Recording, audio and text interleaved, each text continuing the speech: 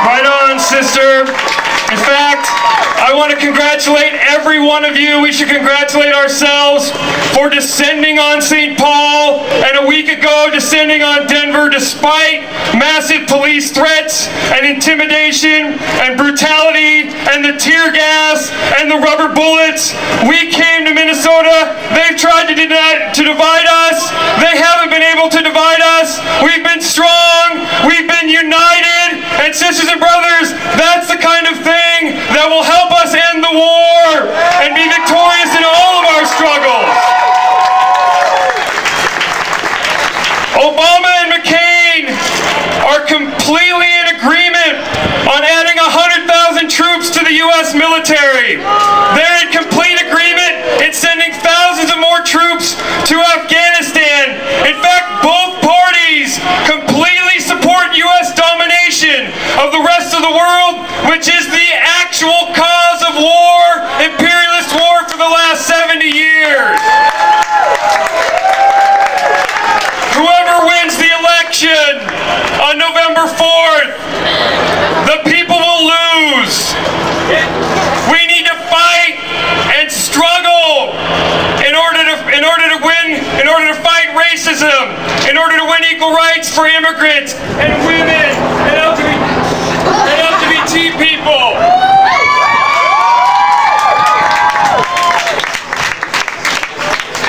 Testing. Struggle comes through people organizing for change. Change doesn't come from the White House. It doesn't come from the state capitol. It doesn't come from a politician. Change comes through struggle. A united people struggle against war and racism. Let's stay together. Let's stay in the streets. Let's keep fighting. If we stay together, we will win, sisters and brothers. And consistently, there's been one group that has come to these demonstrations looking to divide us, attack protesters, and be violent. And that group is the police. And they're here again. And we're not going to let them do it. All week, they and the capitalist media have been trying to divide us, to pit protesters against each other. And I want to thank the Anti-War Committee and the other groups that have organized this week for their leadership and their organization for keeping us together.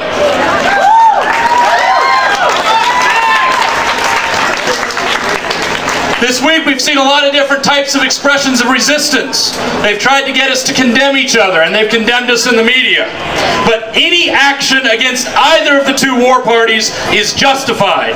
It's justified as self-defense, and it's justified because of the ongoing violence they perpetrate against our class and against the peoples of the world. Blocking the buses of the criminal delegates from getting to the convention is not criminal, and it is not violent. It is resistance. But bombing the schools and hospitals of Iraq is both criminal and violent. Claiming our streets and parks to march against this criminal war is resistance. Their criminal neglect of the peoples of the Gulf Coast is violent. When the banks foreclose our homes and evict us, that is violent and criminal. The sanctions and threats against the peoples of Iran are violent and criminal. And the raids and deportations of our immigrant sisters and brothers are violent and criminal. The list of crimes perpetrated by the twin parties of war and imperialism is endless. So our resistance, in whatever form it takes, is not only justified, it is necessary. No to the sanctions and threats on Iran. Stop the foreclosures and evictions. Free Palestine. Troops out now! All right, and brothers, right now in the Excel Center are the Republicans that are waging a criminal and immoral war on the people of Iraq and on the poor people right here at home. And we are sick and tired of it. And tonight, John McCain will be there delivering his speech, and we need to be there to say we want an end to this racist, immoral war. We want an end to the poor-bashing agenda of the Republicans. We want an end to the repression that's going on every day in our communities, and every day when they drop the bombs and kill the children and mothers and fathers in Iraq.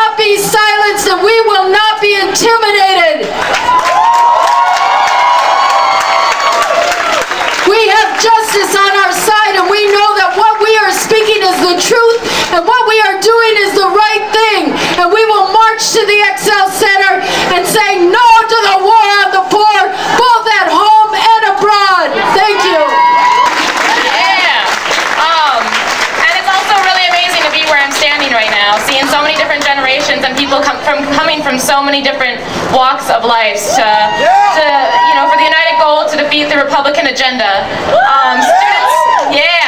Students and youth alike have felt the harsh brunt of this Republican agenda for the past years, and we will continue to carry that weight with us into the future. Ultimately, we as students and youth will have to continue this movement, progressing what our elder brothers and sisters have accomplished, because this movement is important to us too, and we must continue with this struggle. We know that their policies have allowed that our tuition costs to rise astronomically, making higher education more and more unaffordable to the average person, furthering this divide between the rich and the poor. We know that their agenda has shortchanged our access to good, comprehensive sexual education, and that our reproductive freedoms are likewise under constant political attack at home and as well as abroad. We know that we are the ones that will be forever paying off their debt for this unjust, endless war. We know that our life paths are determined by their discriminatory, oppressive policies and manipulation of what it actually means to be free in this country. We know that they're the ones that will have to breathe the air that they knowingly pollute and disregard, that we will have to feel the effects of global climate change, that we are willfully investing our money into short-term energy solutions, leaving us high and dry and without any answers for our futures.